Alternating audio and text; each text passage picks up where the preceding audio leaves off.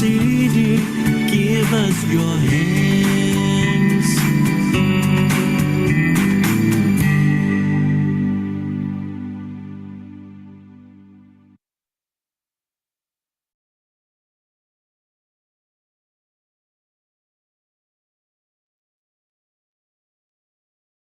Recording in progress. Good evening. Welcome to our ICD monthly webinar. This is the 11th time this month we are hosting this webinar, and today we have an interesting topic. And the speaker today is Professor Dr. Zamri Radhi. Professor Dr. Zamri Radhi currently serves as the Dean, Faculty of Dentistry, University of Malaya, located in Kuala Lumpur, Malaysia. Additionally, he holds the position of Chairman of Malaysian Dental Deans Council and Treasurer of the Southeast Asia for Dental Education. He earned his specialist degree in orthodontics from the University of Leeds, United Kingdom. He further pursued specialized qualifications from various extreme institutions. This includes membership in orthodontics from the Royal College of Surgeons England, Glasgow, Edinburgh, as well as the Fellowship of Faculty of Dentistry from the Royal College of Surgeons of Ireland. In addition, he holds a doctorate degree from the University of Oxford. Presently, he is recognized as a Fellow of Academy of Science Malaysia and as honorary professor at the Tashkent State Dental Institute. Dr. Zam, beyond his dedication to dentistry and material science, he has keen interest in history, arts, literature, and volunteering work. He has contributed as board of member of the Special Olympics Malaysia. In his clinical practice, he demonstrated a special focus on multidisciplinary approach, particularly in craniofacial and orthodontic treatment. Notably, he played a pivotal role in establishing at the University of Malaya Combined Cleft Palate Clinic, a comprehensive facility dedicated to cleft lip and palate care. As an innovator, he holds more than 6 patents registered with U.S. Patent Office and other intellectual property office. His contribution acknowledged with over 30 medals, including prestigious gold medals at international research exposition in Nuremberg, Geneva, London, and Pittsburgh. He is also a recipient of the Excellent Scientist Award bestowed by the Ministry of Higher Education Malaysia.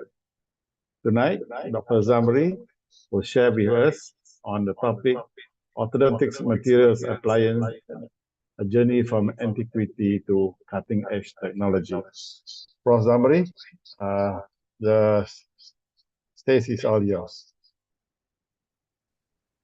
Thank you very much, Dr. Professor Dr. Muhammad Ibrahim, for the kind introduction. Greetings to everyone. Good evening, good morning, at various time zone to everyone, all the supporters of the ICD webinar. It is a great honor for me to be here to share with you some materials on orthodontics and appliances, journey from antiquity to the recent cutting-edge technology. So allow me to share with you where I am. I am now, as mentioned by Yang Berbahagia Dato', in Kuala Lumpur at the Faculty of Dentistry, Kuala Lumpur, Malaysia. And in preparing this, I looked at several materials with regards to the orthodontic history. It is nicely put by a very prominent orthodontist, Alan Brody, that it is healthy things for any profession or any specialty to occasionally pause and analyze the path it is following. But also, with regards to the history, it is always written by the victors, as put it nicely by Winston Churchill. So what else we could do rather than to browse the history and see who are the people who have served and dedicated so much energy and time to our specialty. In preparing this, I remember what has been said by Nigel Harradine, when he presented the history of the orthodontics in Britain.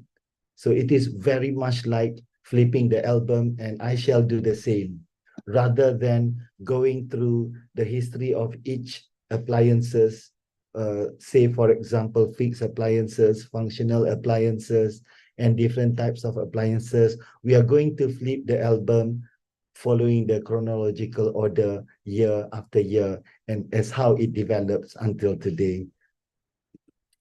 This is just an outline of the presentation from the ancient time to the early stage to the current stage that we are now regarding the appliances and materials, as well as the key persons involved.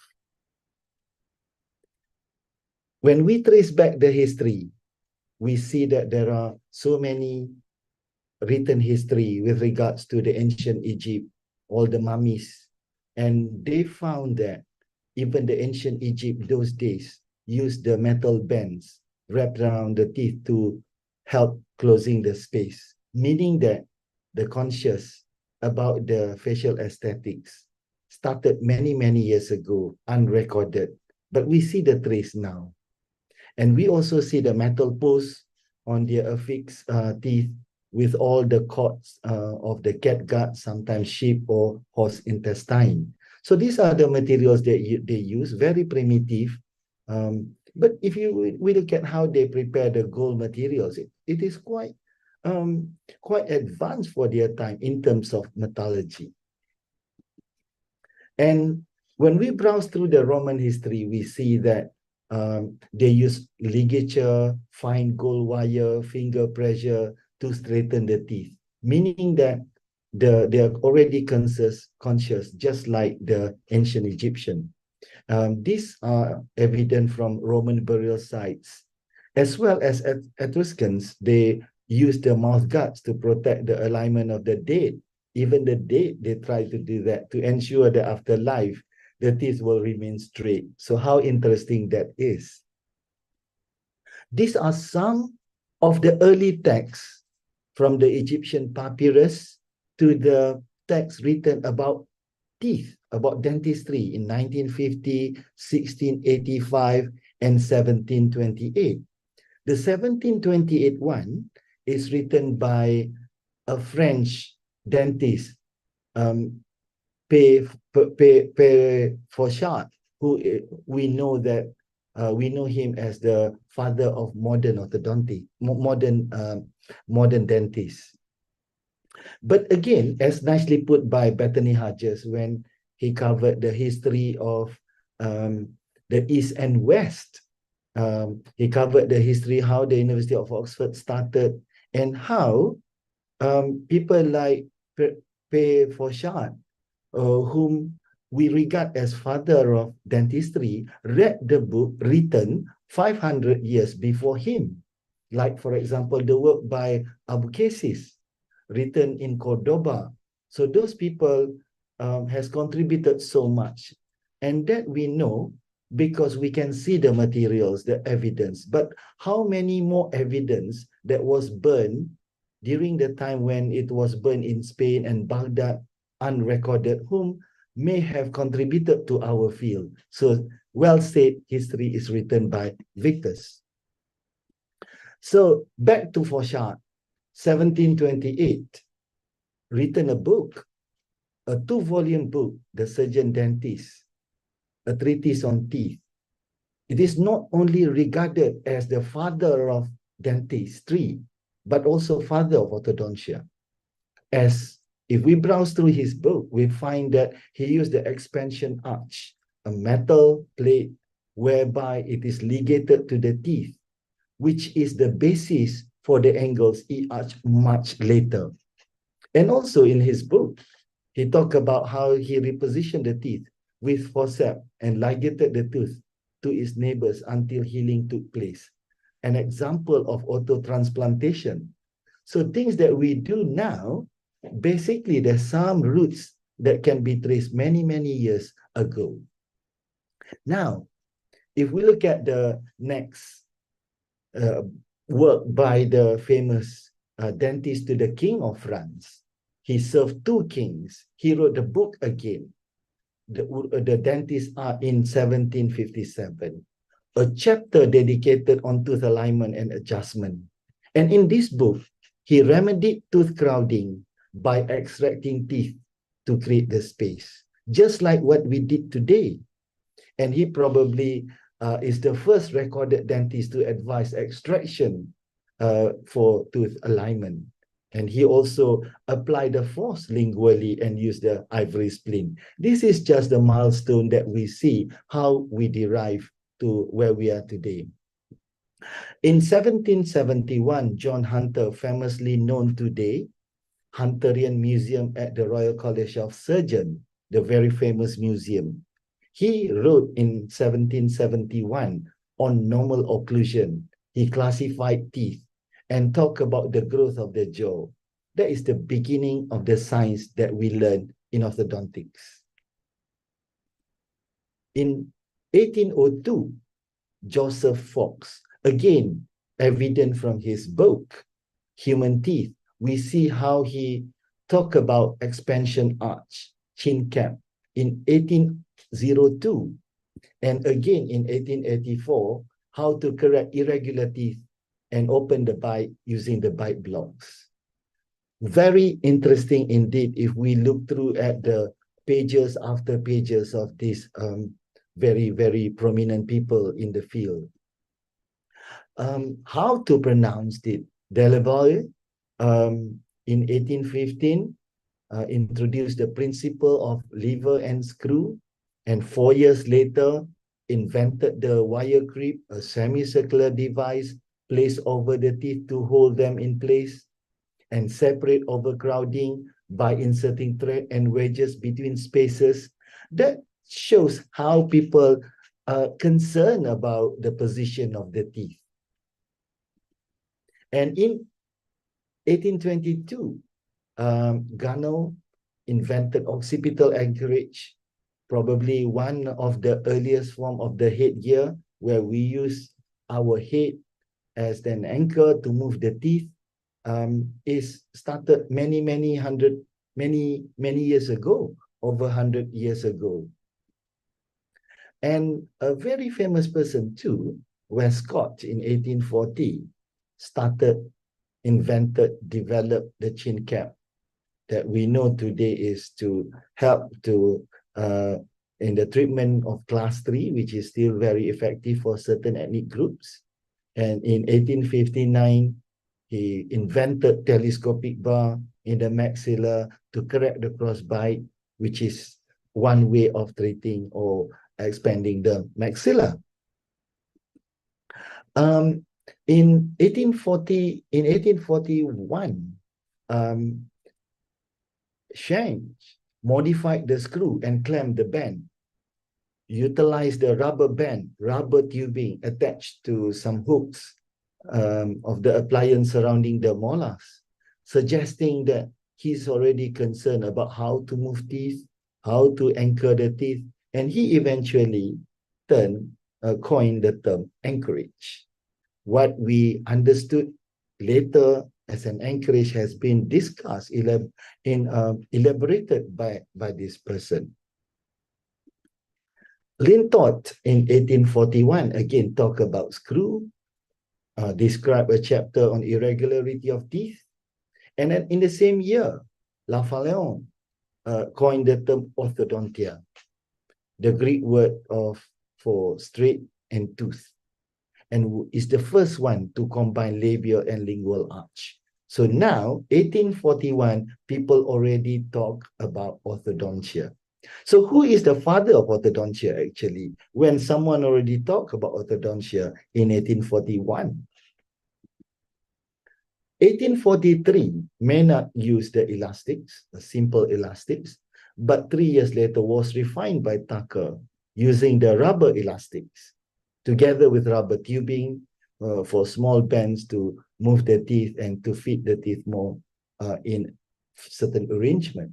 So this is still the rubber elastics that we use until today, even though today we may use slightly the synthetic one. But many hundred years ago, many more than 100 years ago. It is already being used. 1850, this is a very, very important person, Chapin Harris. In 1850, Harris used gold cap on molars to open bite and knob solder to a bend to correct the tooth rotation.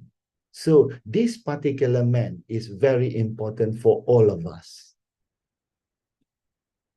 In 1840, together with Horace Hayden, he established the first dental school in the world, Baltimore College of Dentistry.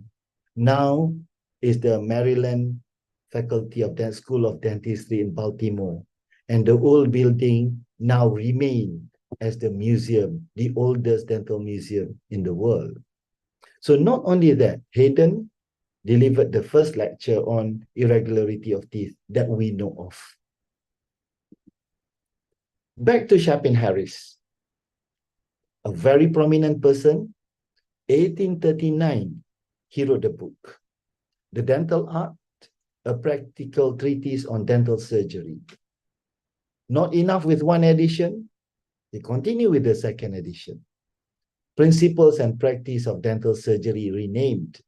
And this edition continued until 11th edition, till 1896, very close to 1900. And in 1840, he founded the first journal, became the first chief editor and publisher at the same time for the first dental periodical, the journal, the American Journal of Dental Science. And he continued to serve as an editor until his last breath in 1860. And at about the same time that he started the journal, he started the society, which is the American Society for Dental Surgeons. So how much this man contributed to the science of dentistry and orthodontia? A lot. Now, another important person, John Nutting-Farrar, 1850, started the occipital anchorage to retract the anterior teeth. And this man is somebody that is very interested in science. He, in 1876, talked about biology of tooth movement, specific limit for the tooth movement, all the scientific basis. And in 1888, he recommended the bodily movement of teeth. He did the animal studies. He talked about the theory of intermittent force. And he devoted the first proper dental orthodontic studies. And he is known as the father of American orthodontics. That is the photograph that we showed here is one of his books. So he was educated at Pennsylvania College of Dental Surgery and is one of most regarded orthodontists until today. 1880 is a person whom Bill Profit regard most as the person who contributed a lot to the science of orthodontics. Norman Kingsley wrote a book, a treatise on oral deformities. He take the teeth out, he moved the anterior teeth, retracted into the space. He utilized the inclined bite plane to correct the bite. He used the obturator to help patients with the cleft palate. He utilized the occipital traction, and he is the one again and again recommend that it is very important for all of us to understand etiology, diagnosis when it comes to the proper treatment planning for the orthodontics as a foundation of practice, as to commemorate, to appreciate all his work. Baltimore College of Dentistry honor him as an honor with the honorary degree. So this is another great guy. And a student of him, 1871, coffin, started the coffin spring, started with the piano wire, spring action piano wire, shape it into the W, embed it in vulcanite plate, and expand it for the arch expansion so that we get the two half of the palate expanded. So these are the innovation made by the people, generations after generations, learn from one to the other. And in 1860, when we see the expander earlier on, a very simple wire with the removable plate, now is an expander attached to the tooth, which until today, the angle maxillary expansion later redesigned and repopularized by Haas. And still until today, we use the expander by Haas. And this is the man, Emerson Engel. 1888, Talbot, also another important person, wrote a book. We see all this evidence from the books. We don't know how else we could appreciate them if the books wouldn't remain until today. The book by him, Irregularities of the Teeth and Their Treatment, went through 6 editions. The first to use Ronson is Talbot in orthodontic diagnosis. He stresses the study of the cause of malocclusion and wrote more than 19 articles, 90, on gingival pathologies and irregularities of teeth.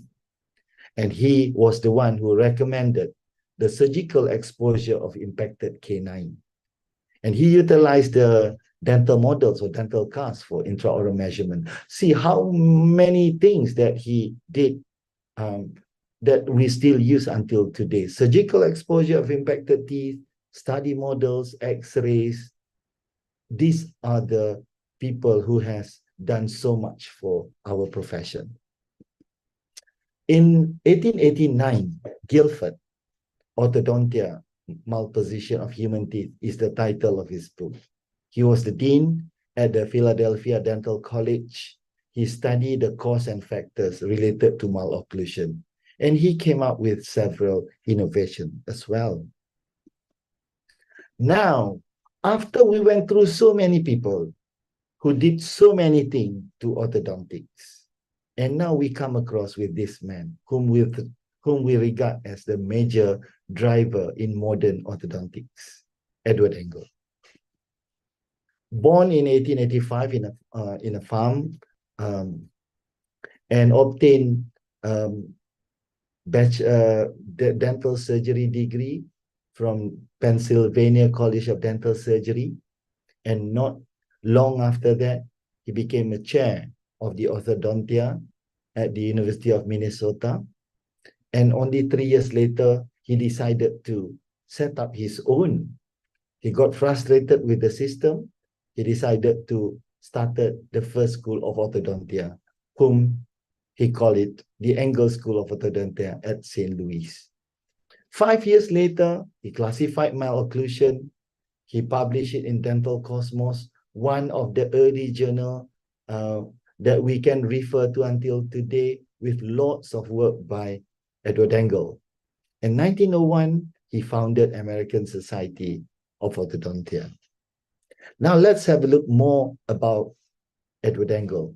He is very close to his first secretary. He married this lady, Anna Hopkins. And Anna completed one of the early Engel courses, but was never practiced dentistry and became Mrs. Edward Hartley Engel. So there are so many beautiful stories about this couple, and it is something that I enjoyed reading, and I suggest that the supporters of the ICD also to view some of the letters written by Anna as well as Engel. Engel has written many books, 7 books, and translated in various languages, including German and many others. And Engel believed in certain philosophy. Engel had an uncompromising position against extraction. According to him, the best balance, the best harmony, the best proportion of the mouth in its relation to the other features require that there shall be a full complement of teeth, and that each tooth shall be made to occupy its normal position. So Engel believed that if there is a crowding, the only way is to expand the arch and align the teeth. He opposed any extractions because of his belief. And from 1881, he filed 32 patents, and the last one was 1934 after his death. And we can see there are so many gadgets, so many appliances, and not only that, instruments, screws invented by Engel. So Engel is the key person, then he is entitled to be called as father of orthodontia. These are some of the work by Engel, published, patented at the US Patent Office. Orthodontic appliance, this is 1925. And these are some of the early appliances by Edward Engel. These are some of the soldering and materials, the alloy used by Edward Engel, and also some of the retractor, chin retractor, as well as extraoral appliances by Edward Engel. 1880, he produced the first real appliance, the jack and traction screw with the pushing action. And he combined it with the bends as introduced by Schenck and also the screw by Dwindle. This is the Engel system. You can see there are so many screws, buttons, wire, and tubing, and so forth. And in 1889, he classified the malocclusion. We still use this malocclusion to describe the molar relationship until today. The class 1 angle, the class 2, and the class 3. This is one of the other invention by him about the same year when he introduced the malocclusion, the occipital pull headgear attached to the anterior teeth. And we see the difference. Actually, we can see the mechanism is very much the same. If we look at how Engel put it, there is some safety mechanism too that we can see, where he has two straps, and that is something that we follow much later to have the safety strap or the safety mechanism to ensure that if someone pulls the Facebook, it won't miss out and bounce back to the face or to the eye.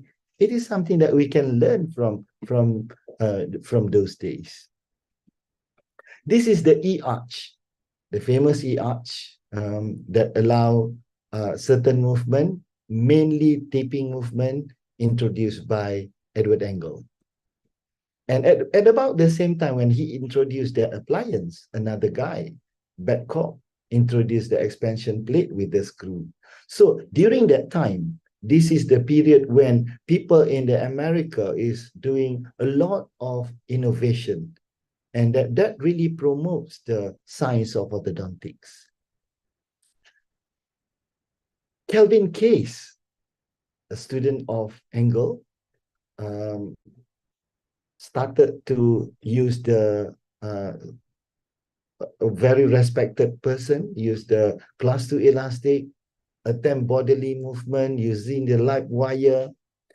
After he saw some of the cases by Engel or by himself relapse, meaning that return to the original position after arch expansion to correct the crowding, he began to take the teeth out. And because of the philosophy of Engel, very much not taking teeth out, then they have friction. It caused Engel wrath of Engel and all his friends, his disciples. And in 1911, they have this great debate, this great extraction debate. By this time, Kelvin Case have already written a book on practice and treatise on the dental principles on dental orthopedia, and also written loads of articles. 1912 is another interesting period, another interesting year. Benno Lechner, another prominent guy, shadowed by Edward Engel, he started the International School of Orthodontia, not far from Engel Schools of Orthodontia, only 2 miles away. According to the story, once he was turned away from admission to Engel Schools because he refused to sign a non-competition agreement. Much later, he became the professor of orthodontics at Washington University, St. Louis for more than 20 years and continued to be the dean at the Dental School, St. Louis for more than 10 years. He wrote a very prominent book, Principles and Methods of Orthodontics, and also Element of Orthodontia in 1912-1909, and first termed the word cephalometrics in 1922. He is the one also proposed the change of orthodontia to orthodontics, the term that we use until today. And he also suggested the terms mesio-occlusion, disto-occlusion, and neutro-occlusion. So he is one of the key person beside Edward Engel. Back to Edward Engel, about the same time when both are very into the orthodontics, Edward Engel refined his appliance, pin and tube appliance, where now Edward Engel put the bands on all teeth. All teeth bended because at this time, the technology that they have only the cement, they put the cement around the band and cement it onto all the teeth with a vertical slot soldered to a band and pinned to wire. And this pin is repositioned from time to time. This is part of the activation. And in 1915, Edward Engel further refined his appliance called ribbon arch appliance, now with better spring qualities, rectangular gold wire, and vertical position rectangular slots.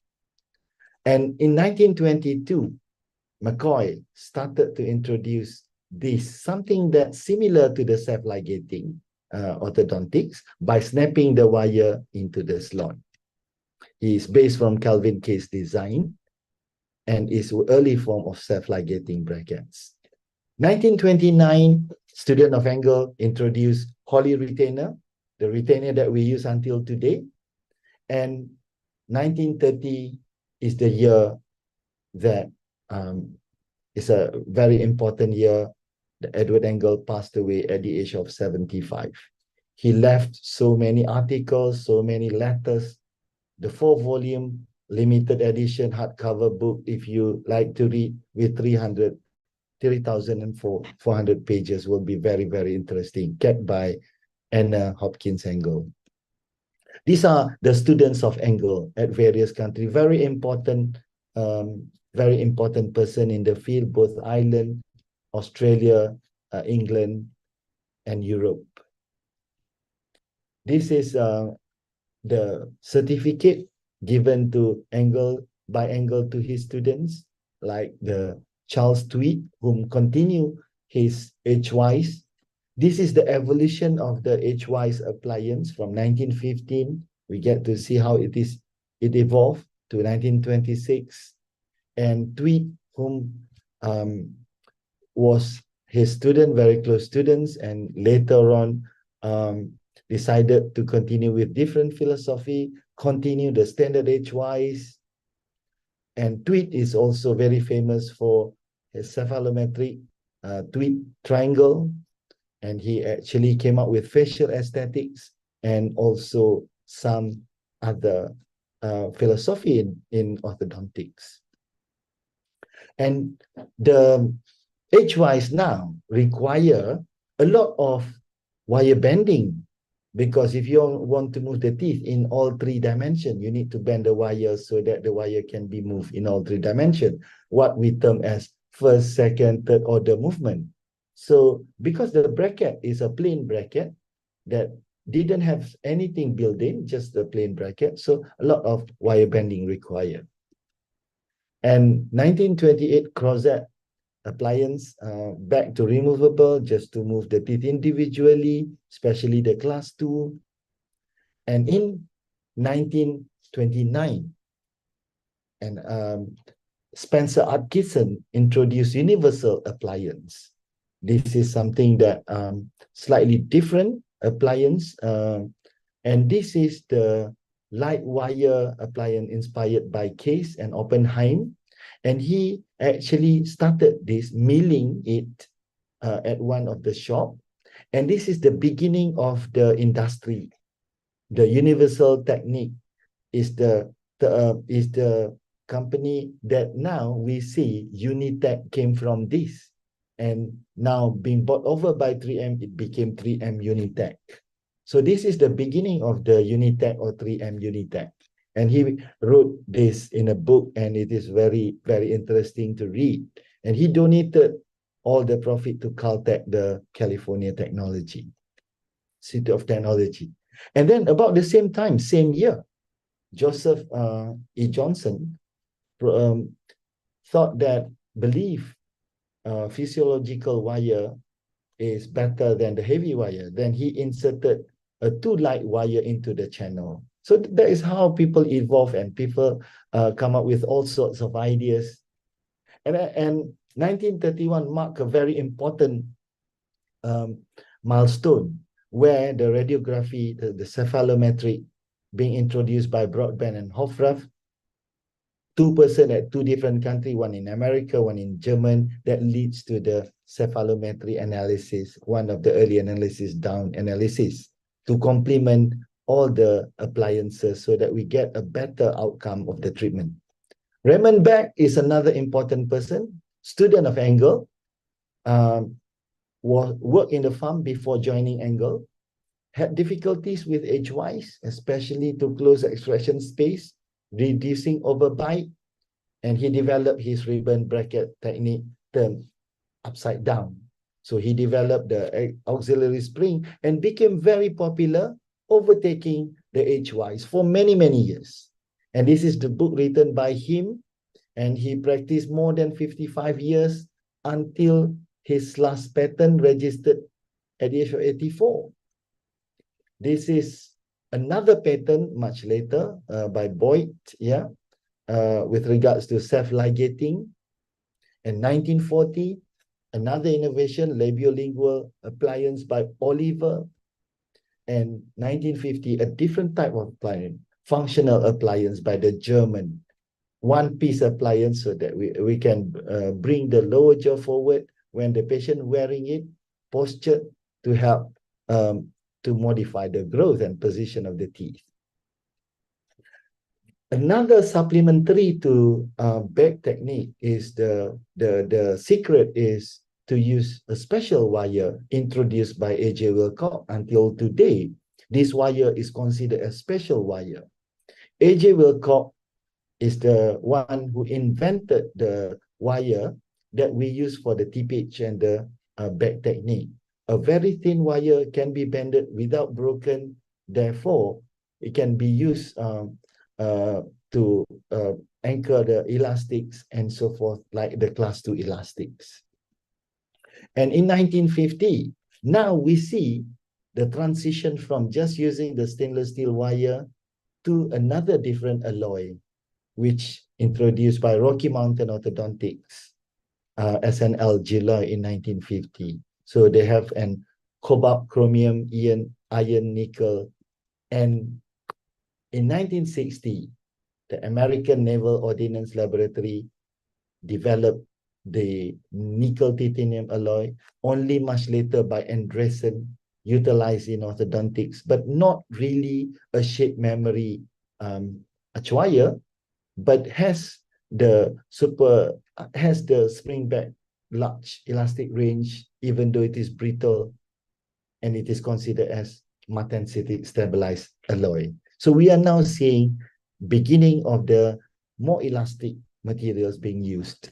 1960, 1970 is important because Miura, especially from the TMDU, Tokyo Medical Dental University, started to introduce the resin for orthodontic brackets, then replacing the use of bands and cement in orthodontics.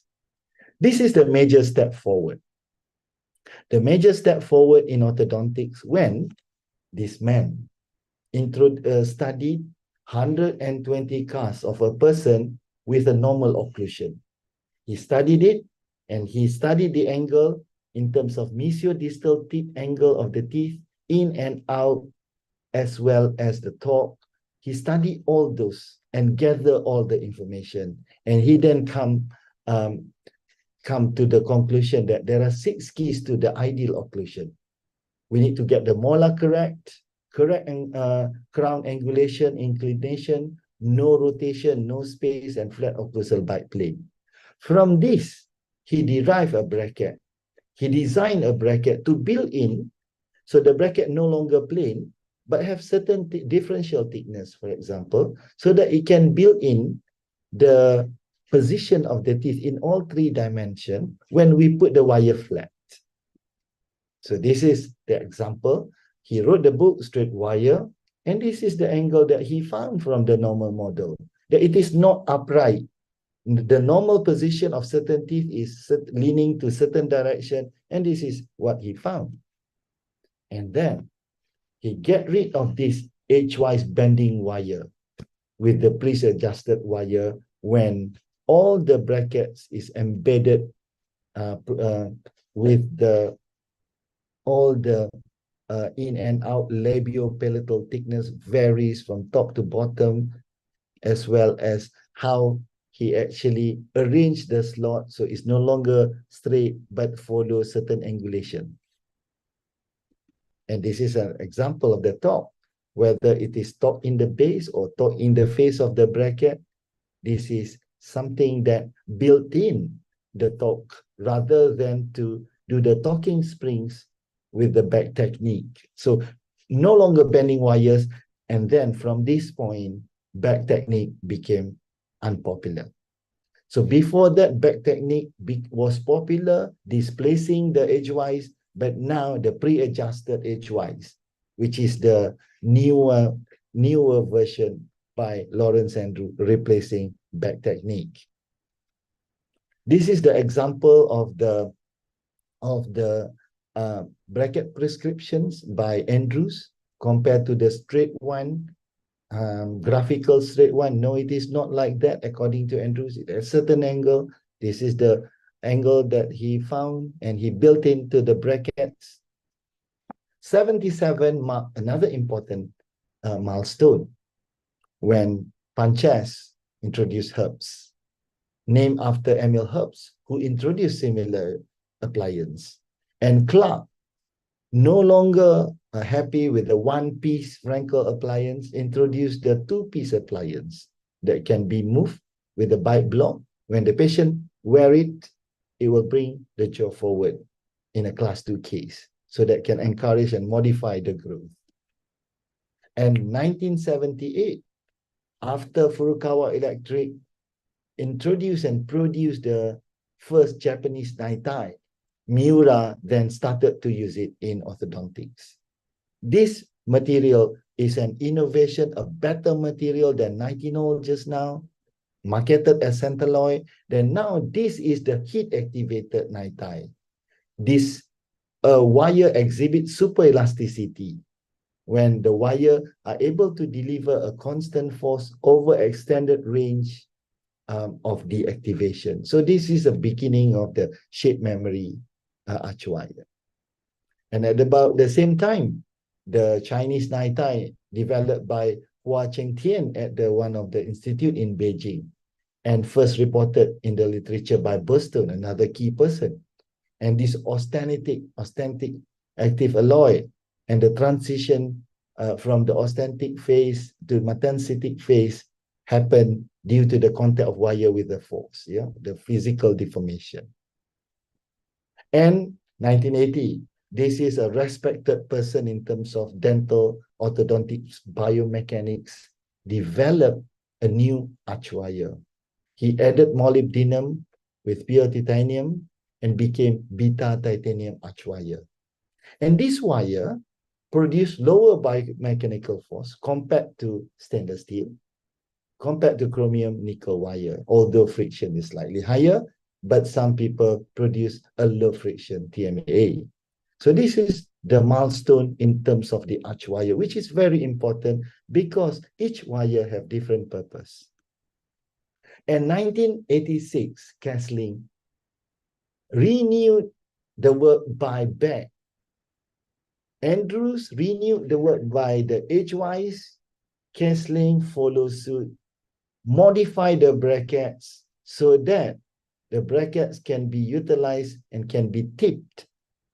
Principle used by Beck. So this is one of the new innovation, became popular for some time, and it is very economical in terms of anchorage, and become less popular much later when anchorage being solved with some other mechanism. 1994, another important milestone in arch wire development, when Sachdeva and Miyazaki developed copernitine. And this wire have three temperature transition, at three different transition, and adding this makes the better defined transition temperature in this alloy. Therefore, the changes in terms of the superelasticity become a lot more improved. This is just to show, if we have like a crowded teeth, if we want to move the teeth into the alignment with such displacement, away from the arch, if we use a very stiff wire, it will be very painful. We need the wire that can move the teeth constantly into the arch without changing too much shape, but not increasing the force, even though it is displaced further, about similar when it comes closer to the arch. That is the whole idea. And the more we see the curve, like the one that we see here, for the initial alignment, the better it is, the more comfortable for the patient. 1981, Andrews introduced his prescription based on static occlusion. Now Roth, based on functional occlusion, introduced another new keys, 6 keys of functional occlusion. And then he come up with another bracket prescription. So according to him, Andrews not good enough. In order for it to make it more functional, you need to follow mine. And 1998, after Roth became popular for a long time, and BT, short form of McLaughlin, Bennett and Travisi introduced another bracket prescriptions. And this has been very popular. And I believe until today, we still use this MBT. These three friends from Brazil, from England, from America, they study and they see the leeway, some of the bracket wire interaction, and produce a different bracket prescription. And this is the prescription, say, for example, the tips values. And there is the comparison between Andrews, Roth, and BT H-wise, as well as imagining the teeth in a straight, just like a pole. 1990 to 2000, we see a lot of innovation in self-ligating appliance. This is just an example of appliance produced by different companies with different mechanism of closing, clip, some using the gate, and some using some form of mechanism to lock the wire. So these are the innovation, and we see lots of this. And in 2000, lingual appliance became very popular. Earlier on, it wasn't as popular, but it was further refined so that it is more comfortable. This is one of the customized, because it is not quite easy to use if the shape of the lingual is different from one to the other. It can, because any different in thickness will cause different movement to the teeth.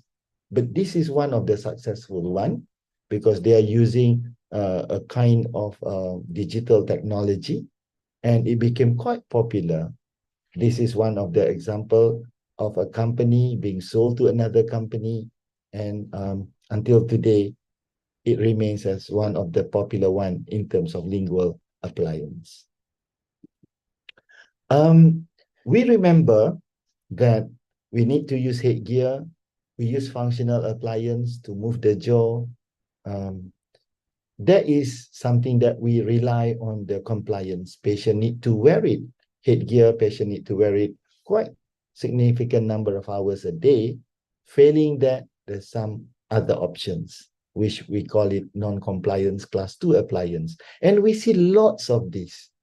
The 1990s, 2000 onwards, 2000 more, we see a lot more things. Herbs, Rito, Jasper Jumper, Flex, Eureka, Twin Force, Forces, and we see a lot of this and many more. Then we come to another innovation. This innovation is called with many names. 1 mini implant, 2 micro implant, 3 mini screws. Because of the name, it is not quite, because of the name, doesn't sound nice, the screw, like the screw on the wall. And people then come up with a different name, temporary anchorage device. This is the implant that we use in orthodontics, smaller in diameter, unlike the one that we use for the prosthetic for tooth replacement. And this is the example of the usage. People use it at different site for different purpose, retracting the teeth. But the whole idea is not to use the molar teeth as an anchor, because if we use molar teeth as an anchor, the molar can move forward. We lost the anchor. So that is the whole idea. If the anchor or the anchorage is very important, then the mini implant is the one that people resort to. This is how it developed. 1945, a journal written about orthodontic anchorage possibilities in animal. But it had been forgotten for many years. People forget about this. Only in 1983, Creekmore and Eklund came up with another possibility of skeletal anchorage. Creekmore is a great person, the editor of the journal Clinical Orthodontics, very, very practical guy, and he came up with this suggestion. And this is another great man, Eugene Robert, contemporary of Bill Profit, contemporary of Vince Kokage, contemporary of Graeber. Those all three passed away. He is still around. And he's a great guy, bio bone expert. And he started using this in the animal testing, then followed by the human. But just like any other American regulation, it's not easy to develop something in patients, then left the mini implant to be developed more in the Eastern world, especially the Korea and the Japan. These are the people who introduced the implant Kanomi in 1997, and Hee-moon Kyung first reintroduced the mini implant again in America when he presented it at Moyer Symposium, and those Bertie Melson, our friend Tae-woo Kim, as well as Professor Wanasdal from Pennsylvania. So these are some of the early people whom are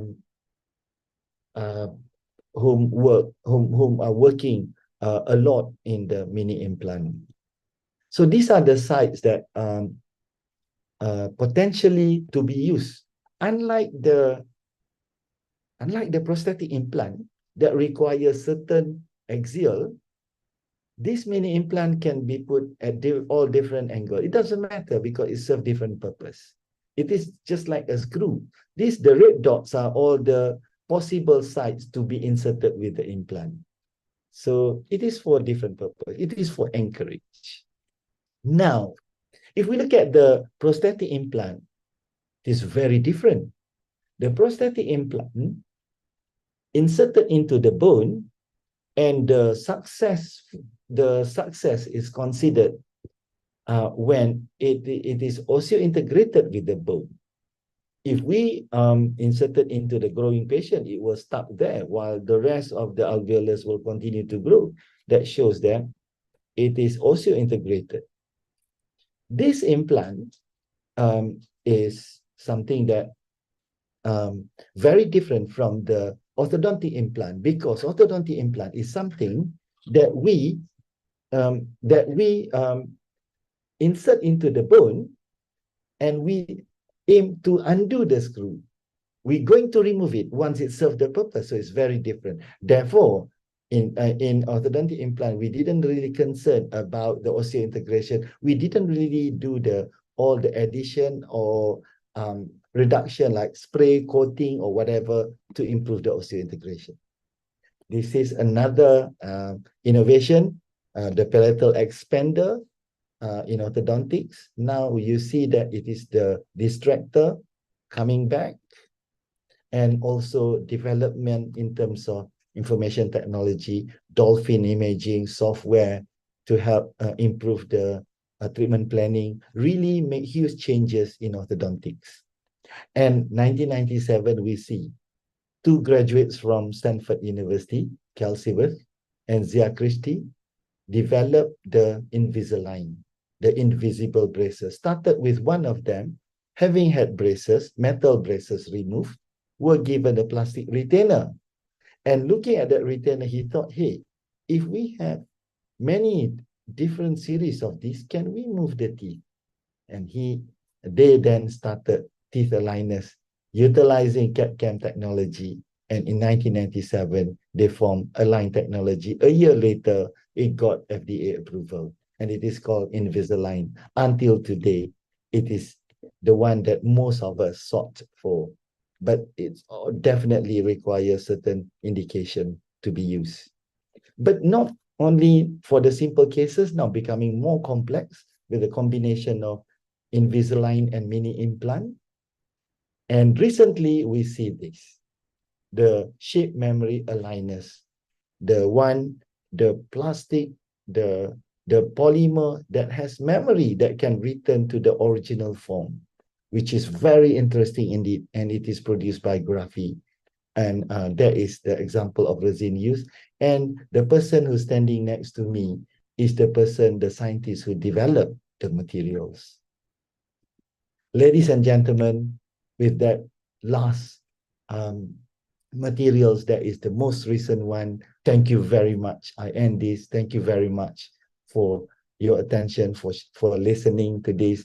I end with the slide showing how the journals in orthodontics evolve. And with that, I return back to you. Thank you very much, Datuk. Thank you for giving me this opportunity to share this material. Thank you.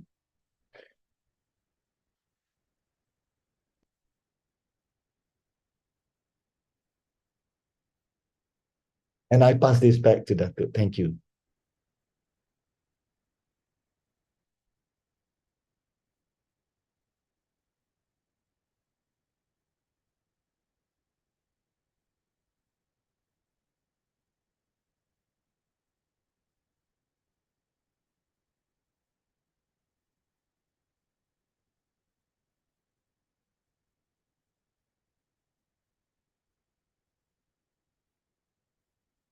Thank you very much, Datuk.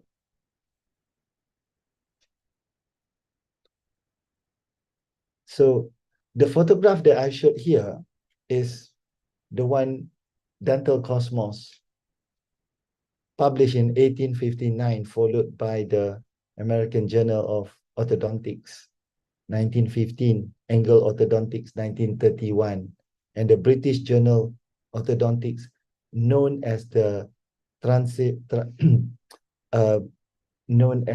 British Journal Orthodontics before, European Journal, Australian Journal, Journal of Clinical Orthodontics, International Journal of Adult Orthodontics and Orthodontic Surgery, now no longer in publication, seminars in orthodontic, progress in orthodontics, orthodontics and craniofacial research, as well as the WDFO journal. Thank you very much, Dato'. Over to you. All right, thank you very much, Professor Damri, for a very complete history of orthodontics journey from the years 1880s to now. And from what I gone through, every person has some importance according to you, to your description on what they have got. We have two questions now in the chat from somebody. The first one is, by the way, just acknowledge the president of ICD Section 15, Dato' Hao Kim Chuan, has also joined us tonight. Okay, and the question from Lal Babu Gupta. Thank you for the sir. Can implant replace orthodontic treatment in anterior crowding teeth? All right. Can If we implant get replace orthodontic treatment in anterior crowding teeth? Is he talking about extraction and put implant? all right, okay. So if I get the question correctly, is asking about whether orthodontic treatment implant can replace orthodontic treatment in anterior crowding teeth. I would say it's a matter of concern or by the patient. Certainly in the anterior teeth, we would like to maintain the natural teeth as much as we could, but in certain condition, if we are unable to maintain certain natural tooth, then implant definitely be an option. And certainly orthodontic will play a very important role in distributing the space or maintaining the space or creating the space for the prostate implant to be inserted. So definitely play a major role in that sense, especially in the anterior crowding teeth. Did I answer that correct? Did I answer the question, or maybe feel free to refine the question if I didn't answer it correctly. Okay, I'm just not sure what actually he meant. Anyway, we hopefully he can take something what he has said. Now the next question is from Callum. From Callum. Fascinating history, but what do you think the future shows? This question is very, very, very difficult to answer. I think Professor Darwood is probably pointing towards which direction should we go, judging from the technology that we are experiencing now. So certainly the technology that we are experiencing now is directing towards the 3D printing, directing toward automatic or maneuvering of the treatment of the malocclusion, suggesting that more and more relying on the technology and less on the human skills. For example, the wire bending and so forth. We do much less now. In the future, perhaps we do less work than we are doing now, pressing the button, get everything scanned and do all the things, even 10, 20 years later, even more simplistic perhaps. But one would remain the knowledge of how to do it, still rely on the expert. That I would say to make us feel better. Do you agree, Prof. Dawud? Yeah, you can't answer that, right? We go to the next question from Zamrit. Thank you, Prof. I would like to ask, when should we choose MBT or Ross prescription in treatment planning?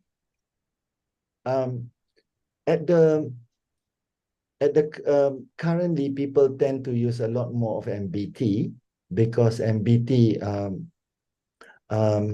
has less in terms of tip values, especially for the upper canines, yeah, less proclining, less strain to the anchor, for example, because the built-in tip for the MBT consider how we preserve the anchor, also how not to throw the lower incisor too much, or how not to um, not to be how to be economical in terms of anchorage. So MBT is good for the cases in class 3, yeah. Also good for the cases that camouflage class 3, also good for the cases when you do not want to throw the upper incisor too much forward. So that is one of the few. And also cases when you want to have a fairly good interdigitation because the amount of rotation, the cups drops in certain situation is much less as compared to Roth. Okay, thank you, Ramri. The other question is also from Karen. I think this follow to his previous question. What do you think the future holds? Very Orthodontics. promising, Prof. In a So different way. yeah. Okay, another question from anonymous question is, will the fixed appliance be replaced by clear aligner therapy? The aligner used to be meant for the simple case, but now it's expanding in terms of indication because of, as one of it, because of the mechanics that people employ in it, yeah. Also because of the utilization of mini implant, we see that the scope expanding, but to replace it totally, maybe not in the near future, not very soon, unless there's some magic to it, yeah. Because there's certain movement that can be done with the fixed appliance are still quite difficult with the aligners. But having said that, the scope is expanding, that we see a lot more things that can be done with the aligners, unlike before. Okay, thank you, Ramri. And then the question is from Christian Halim. Hello, Prof. Based on your experience, do you prefer conventional or self-ligating bracket? Self-ligating is quite expensive, but it is quite useful, especially in certain cases when you want the arch to be expanded, as the wire resting on the door of the self-ligating bracket is a much better in terms of adaptation. So it is quite good in certain cases if you want to expand the arch. It is more efficient. It depends case by case, but certainly for me, I tend to choose and select cases when I think it is preferred with the self-ligating or the conventional. I am still using a lot more conventional as opposed to the self-ligating, but in certain cases, we see quite a number of people tend to use more self-ligating. It's a matter of how it works in your hand, but also how it actually provide the results that you want it to be. Okay, thank you. I hope that answer to Dr. Christian Halim question. Professor Dato' How, you want to speak to our speaker?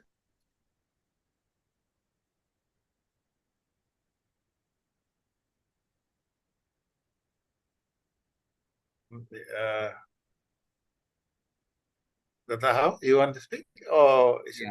it... Okay. Oh. Yeah, I'm sorry. So thank you. I'm so sorry that I came late. All right. So I just have an emergency meeting. I just finished with that. All right. So I come in. I did actually requested Prof to allow me to moderate these sessions, but unfortunately I have to come late. But very good to see you, and congratulations for becoming the dean. All right. So I do remember that we have many occasions before that we traveled together. Thank you. Indeed, Prof. Thank you, Dato'. Thank you very much for Yeah. giving me the opportunity to be with the ICD supporters. Yeah. It's our great honor. It's our great honor. All right. Okay. I don't have any question, but I listened to all your question answer. I think it's very well answered. very, very well answered and very well structured to that. And you did actually differentiate very well between clear aligner, fixed, as well as cell ligating, conventional, and also with all the different prescription. So I think you give all the participants a very good outline. At the same time, you look into the number of participants, there are about 262. So it's very impressive records. All right, so you break the record. Thank you. Congratulations. No Thank further- you. Thank you. Thank you. Mhm. Yeah, there's another question, Ramri, from Sabawi Ode. Mhm. Yes, thank you for a lot. Can you share with us the benefit of shape memory aligners compared to other types of aligners? All right. Okay. So the shape memory aligners, because it has the memory, it will then make the sequence for us to replace the series of the aligners become less. Say, for example, if you actually modeled it on to move it to certain millimeters, yeah, with the one without the shape memory, perhaps you need 2 series or more. But with the shape memory, you get to have the same appliers that produce the similar force over a certain period of time, that you can prolong that period of time with the same appliance, because it has the ability to move with certain amount of force that we require. So judging from that, the number of appliances to be completed is less than the conventional one. That is something that I can think about. Yeah. Okay, thank you very much, Prof. Zamri, for all the history beginning of orthodontics, right from the years 18,000 to now. And as mentioned, we have tonight about more than 260 viewers to your listening to you today. So on behalf of Section 15, we would like to thank you for sharing your knowledge and the facts about orthodontics from the beginning till now. And hopefully our audience tonight have benefited from your presentation, Prof. Zamri. Thank you very much. From Section 16, myself, and the committee member joined with me tonight is Dr. Amy and Dr. Nagam, of course, the president, Datuk Hao Kim Chan, also with us. Thank you very much, Steve. Then we'll meet again in December. December webinar. Sorry, I'm not able to give the detail about December because I haven't got the details yet from the speaker. Anyway, I will announce shortly later when I got the detail from the speaker for December. Thank you very much. Till then, we'll meet again in December. Thank you and good night all. Thank you. Thank you. Thank you. Thank you.